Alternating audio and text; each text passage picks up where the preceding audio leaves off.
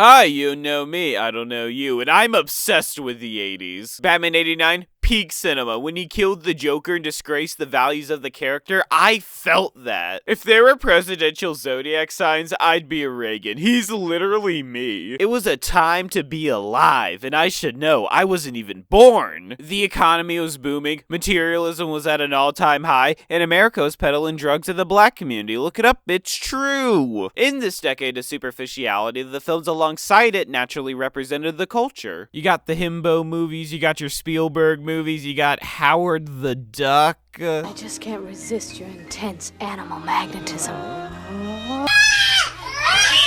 They were shallow crowd pleasers that aren't atrocious with their craftsmanship, but aren't anything remarkable objectively, the definition of a 6 out of 10 movie. And the movie that I could cite as the biggest offender of this phenomena is the 1986 film Top Gun, directed by Tony Scott. Let's just say I'm not a fan. You know what, fuck it, let's do a mini review. I call the shots here, let's go, mini review! Top Gun 1986 is very, very bad. They managed to make a gay porn dull. I don't know how they did it. Top Gun is about Lieutenant Pete Mitchell, who is a naval aviator and has the call sign Maverick. I wonder why. Maverick is a hotshot pilot who breaks the rules and gets away with it because of his sheer skill. After an incident that would get any officer fired, he is surprisingly rewarded, and he and his best friend Nick Branshaw, or as his call sign states Goose, are given an opportunity of a lifetime. The two have been selected to join the illustrious Top Gun to fill in for the newly vacant position. Top Gun is an institution where the best pilots across the country are taught the most complex aerial combat tactics to push the limits of their capabilities. TLDR, when you see some Middle Eastern kid on the news wake up with a warhead for breakfast, you can thank them. Warning, this is not meant to be taken seriously. I am a true American. I would die for my country, but that would mean I would have to stop loving it. God bless the troops that fuck anyone who doesn't have red, white, and blue running through their veins. That's what we say, right?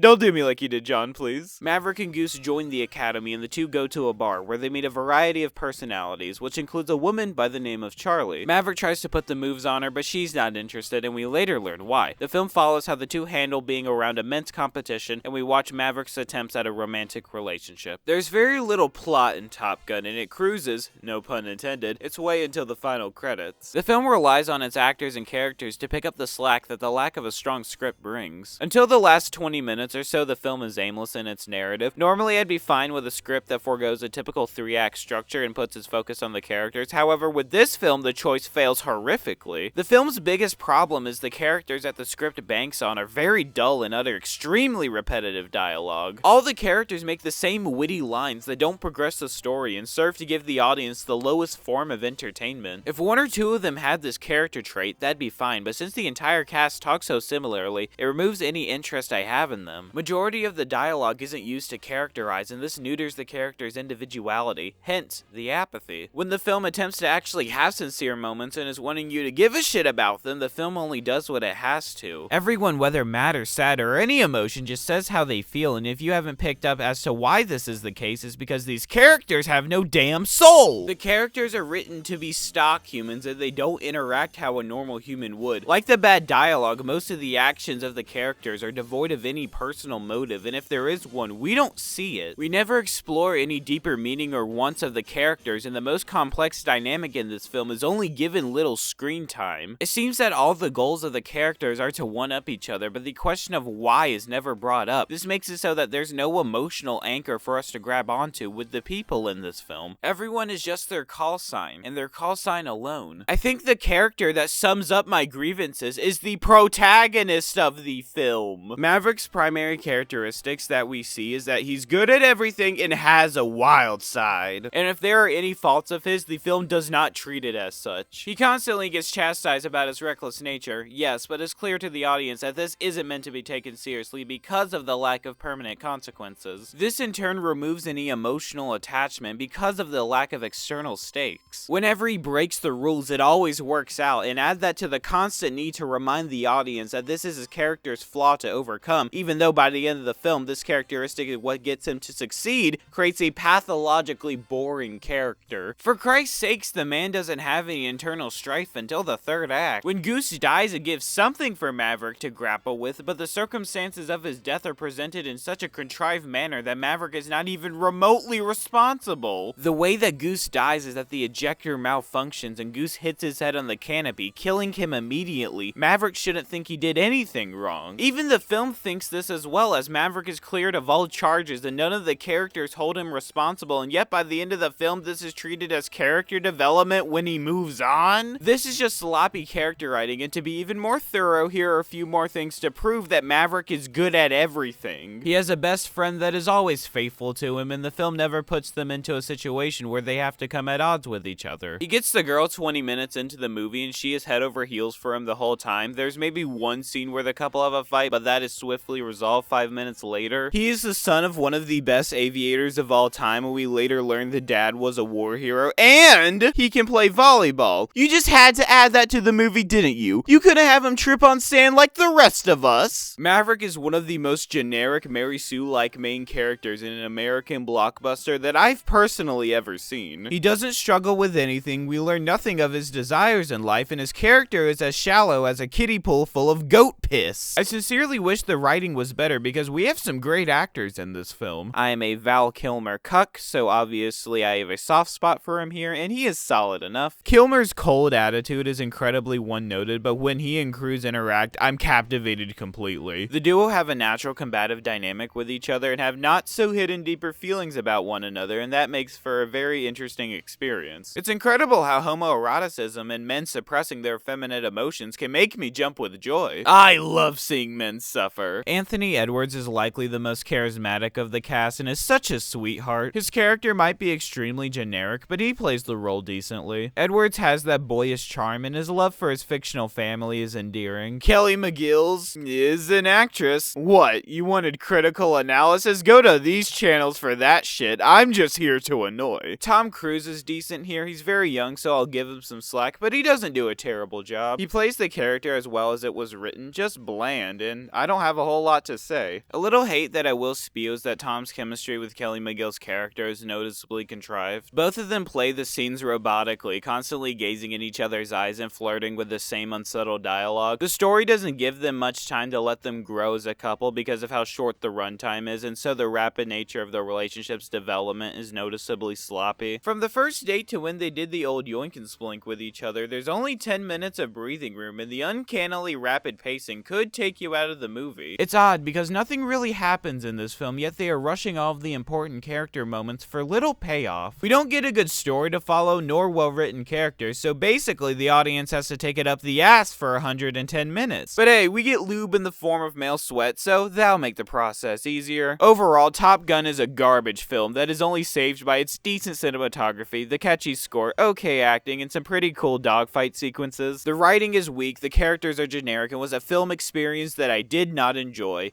1.5 out of 5. Let's all go to the lobby, to the lobby. Let's all go to the lobby to get ourselves a treat. Like in many cases, however, I am in the minority with my rating, as Top Gun has been given positive reviews for decades from audiences. When the film came out, audiences adored the picture, and that love translated into a $357 million box office return. That's the equivalent of Elon Musk's pocket change, so not that impressive if you ask me. You would think that a successful film like Top Gun that made over $250 million and How the Times Were would spawn a plethora of even worse sequels. Surprisingly, none were made, and the reason is the most shocking part. In 1990, Tom Cruise spoke as to why no sequels were to be made. Quote, "It would have been irresponsible to make a sequel because of the fact the film gave a misleading view of war." Aw, look at Tom having some good morals. Good boy. So, that's that. No sequels were made, and that was final. This choice prompted us to evolve as a civilization, and our species decided greatness was the only standard for storytelling, and we would only allow the finest films to be made.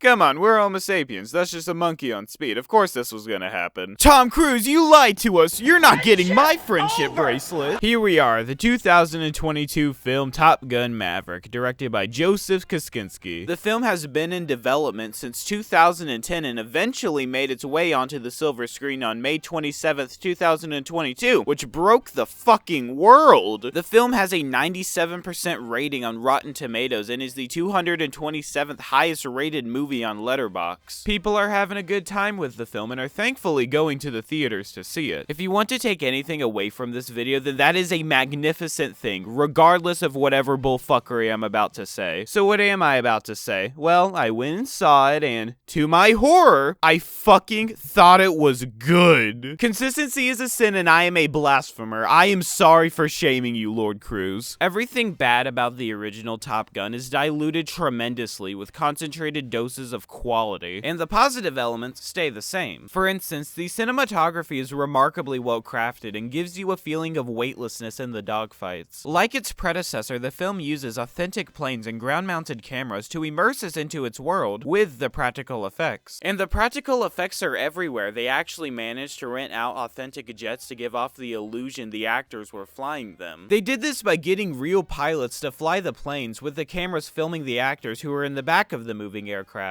When the actors are in the jets, the naturalistic lighting as well as the genuine adrenaline rush they receive commands the attention of the audience. This level of authenticity adds on to the stakes, and combining that with the personal framing that puts us into the battle creates a once-in-a-blue-moon theater experience. I'm thrilled that it seems non-Marvel blockbusters are going back to the use of tangible sets and are accolading their budget to make the film visually appealing. This type of filmmaking needs to be the standard in Hollywood, and if the box office results are anything to prove our love for cinematic experiences, then maybe we will be seeing a shift in what's expected of a movie. But let's not get off track, because the cinematography is exceptional outside of the action scenes. When the camera isn't flying around with our band of pilots, it's conveying the summer fun that this film is going for. The lighting is warm and lively, there's a fair bit of slow-mo to call back to the original in a way that's not obnoxious. The shot composition is character-focused, and it doesn't attempt to do anything but that, and it doesn't have to. The film is trying to be a summer blockbuster of old, with its spectacle being the main appeal and its substance being just decent enough not to piss anyone off. So it wouldn't be fair to criticize the film for being something that it wasn't designed for, that being an auteur type of film, and with what movies that we've been getting recently, I'll take mediocrity over toxic waste any day. And so I'm a lot more forgiving of the film's shortcomings when in the conversation of the writing, but even with the generous amount of charity I give the film, its characters are of higher quality. The character writing and acting in this film is a massive improvement to the first installment, though the bar was very low. The film takes place 30 years after the first Top Gun, where we meet up with Maverick, played by Tom Cruise, who is now a naval test pilot. Apparently, Maverick is involved in a top-secret hypersonic jet project that just so happens to be getting its funding cut if it doesn't break the required speed objective. Maverick, ever the rebel, decides to go against the orders of Admiral What's-Its-Name and fly the plane himself. He achieves this goal, but he goes overboard as he surpasses the speed requirement and destroys the plane, with him easily escaping. And in typical Top Gun fashion, Maverick is given a slap on the wrist, but this time he's given an ultimatum. From the request of Iceman, Maverick has been chosen to be an instructor and train the new students for a physically demanding mission at the academy he graduated from 3 decades ago, Top Gun. A lot of things have changed in the time since Maverick was a new recruit, but the competitive atmosphere of the school is still the same. One of these new recruits, however, is Lieutenant Bradley Branshaw, played by Miles Teller, whose call sign is Rooster. Rooster is the son of the late Nick Branshaw, who died in a failed parachute ejection in the first film, with Maverick as the sole survivor. Because of how young Rooster was when his dad died and the details we will later learn about, Rooster blames Maverick for his father's death and doesn't have the nicest feelings for him. Maverick, either having to retire or train these kids for an upcoming mission, chooses the latter. The film follows how Maverick trains the next generation of Top Gun students to undergo the most difficult mission of their lives, and we watch how Maverick deals with an old flame that is in this film for reasons. The subplot doesn't really add much to the story, and it messes with the narrative momentum, but we will eventually get into that. Wait a minute, your horses must be held. I know we're only 45% into the video, but for fuck's sake, keep watching, please. The retention rate is my currency, and I'm a single mom that's trying to go to night school. I guess I'm supposed to threaten you with a comically large photo of Allah so that you'll subscribe, but I'm not feeling Muslim today, so can you just do it? I'm tired. It's just 2 clicks, man. man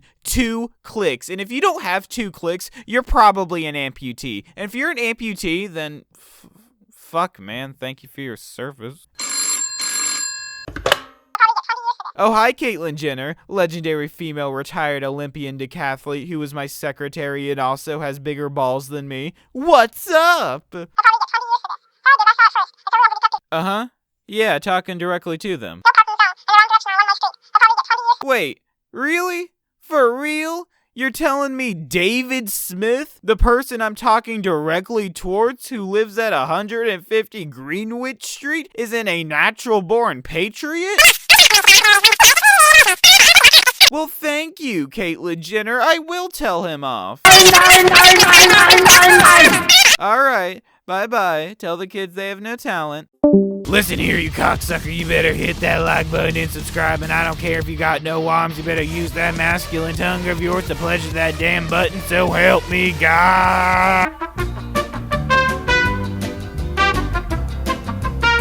That bit took too long. I'm extremely apologetic, and you can cancel me now. Let's just talk about the acting, shall we? Tom Cruise in this film is much better than his previous outing as the character, and it's natural because of his maturity. Back in '86, Tom was only 24 years old, and the script he was dealt didn't exactly give him much to work with. With this film, though, the character has problems, both external and internal, and allows for the actor to shine. And shine he does. Tom might not be the most dramatic actor in this film, but he does a solid enough job. Tom is as charismatic as ever, constantly saying the same over-the-top one-liners and playing the crowd, yet it never became annoying. The unsubtle dialogue is balanced out with genuine emotional moments that sure are kind of generic, but this franchise has set my expectations so low that I will take what I can get. In said sincere scenes, Tom is acting satisfactorily. His uncomfortable mannerisms, though, when around Rooster and the father-son dynamic Tom and Miles have with each other is very heart-aching. The maternal way Maverick looks at Rooster and how he blames himself for his late friend's death and how this later compels Maverick to make it up to Rooster is truly astounding. Editor's note, I still agree that the circumstances of Goose's death are bizarre and should have been handled differently. Regardless, the film uses that contrivance to tell a well-executed character story, so I will give it props there. Tom really sells the suppressed love that he has for his fictional best friend's child. We are shown this with just a single glance, and it's the thing that I've been wanting from the actors in these movies, a minute amount of subtlety. And with an actor as talented as Miles Teller, you bet your Gucci-scented ass your film is gonna have some level of emotional complexity. Miles in this film is the best of his contemporaries, and we all knew that he was going to be. Motherfucker gave a performance of a lifetime and was also the leading man in a Scorsese knockoff. Of course he was going to kill it. Miles's character is supposed to act like this angsty young adult who has a chip on his shoulder, and he goes above and beyond. He fully commits to the role, and when other pilots take digs at him, for example, you can see him suppressing the childish rage. Another one of Rooster's core traits is that he needs to prove himself and overcompensate for his underlying pain he feels, and Miles plays that as well as anybody could. From the bitter way he delivers his lines to him always seeming to be blocked away from everyone else, the film and Miles use these simple tools to help characterize him in a way that the audience can understand. I'm glad Miles is getting work because I've always been a fan of his, and young-ish talent should get their chance in the mainstream spotlight. Not like that, no. Well, since we are talking about young-ish talent, let's talk about the many forgettable side characters in this film. I do not have a whole lot to say about these rugrats, so we will be using the widely available make an objective statement without substantiating it metric. I'm sure you know of this metric, you've seen your favorite reviewer use it, but not me, baby, so let's go! Good,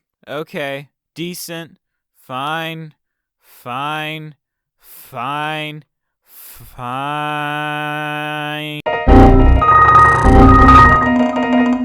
Hold on a second, you're not a young person, you're an old! Shoo! Shoo! Be gone! Jennifer Connelly is in this film, who plays Penny Benjamin, a character who in my first viewing I did not know existed. She apparently is the Admiral's daughter in the first film that wasn't physically on screen, just being mentioned in passing conversation. Why not just use the already more narratively fulfilling alternative romantic relationship, that being the one we've seen? It kinda helps out. Not considering the idiotic production decisions that I frankly frankly don't care about. Jennifer Connelly is decent in this film. I appreciate the lengths that the film will go to try to give her some characteristics. I know, not having high standards for the character, but can you blame me? We've been treating women so badly that I'm shocked that Jennifer wasn't just relegated to pumping out a baby to be hurled like a football to her husband Brock like it's the 1950s, when women were at their peak. Am I right, guys? What was I saying? Oh yeah, Jennifer, good actress. Yeah, her tomboyish mannerisms as well as her sassy quips are extremely entertaining, but I think the actress was done dirty. She in this film is not a priority in the story and is in the back seat for most of the runtime. When we do get to see her, she's mainly just interacting with Tom, and I will say they have some cute chemistry. The duo have great moments to show they do love each other. The sailboat scene is a good example of it, but I never got the impression there was unresolved matters to be dealt with. We learned that in the span of 30 years, Maverick has broken her heart multiple times, but that information is pointless to the story. It's only briefly mentioned, and the story can't/won't put more focus on the relationship because of how the plot is structured, making the whole time spent with Cruise and Jennifer feel like a waste of time. Which, funnily enough, is one of the same problems in the first Top Gun. Top Gun Maverick is structurally similar to the original, and while it dramatically improves on its shortcomings, its errors are still noticeably present. The film's plot is more concretely established, and we are given an objective the cast has to accomplish, but in the process of learning the flight pattern to destroy the uranium plant,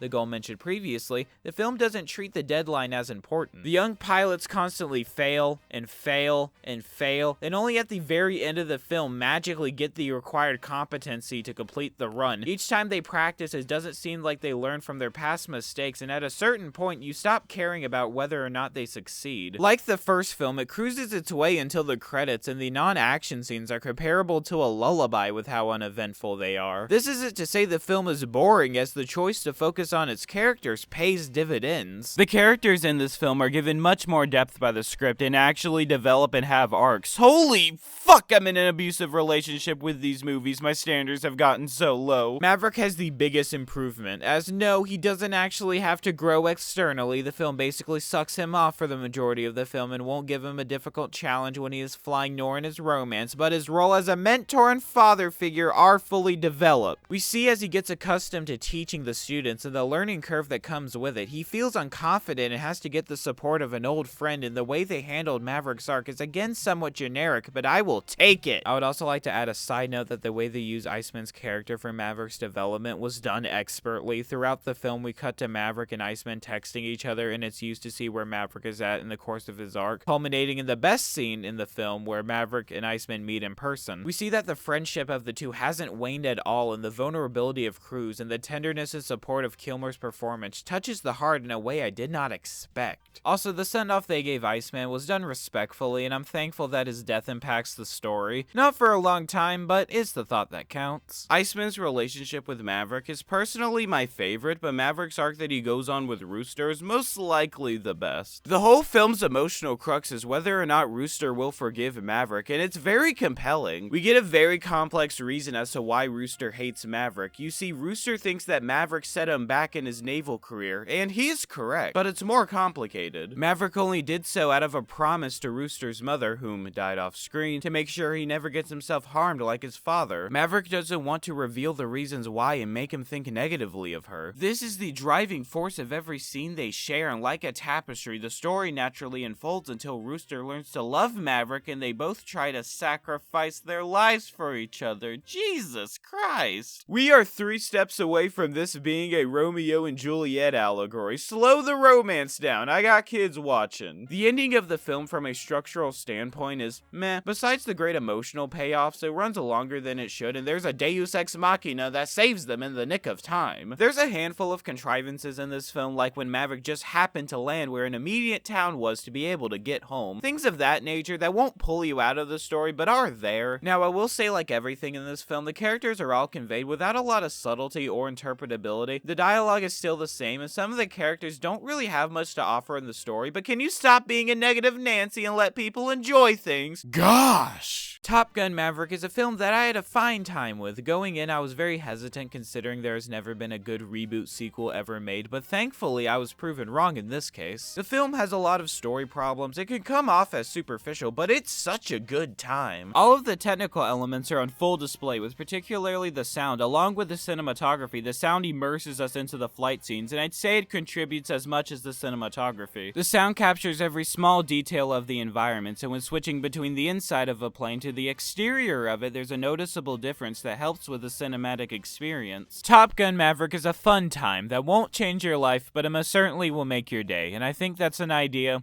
that we have lost. 3.5 out of 5. I'm now going to go get sensitivity training to get rid of my potty mouth.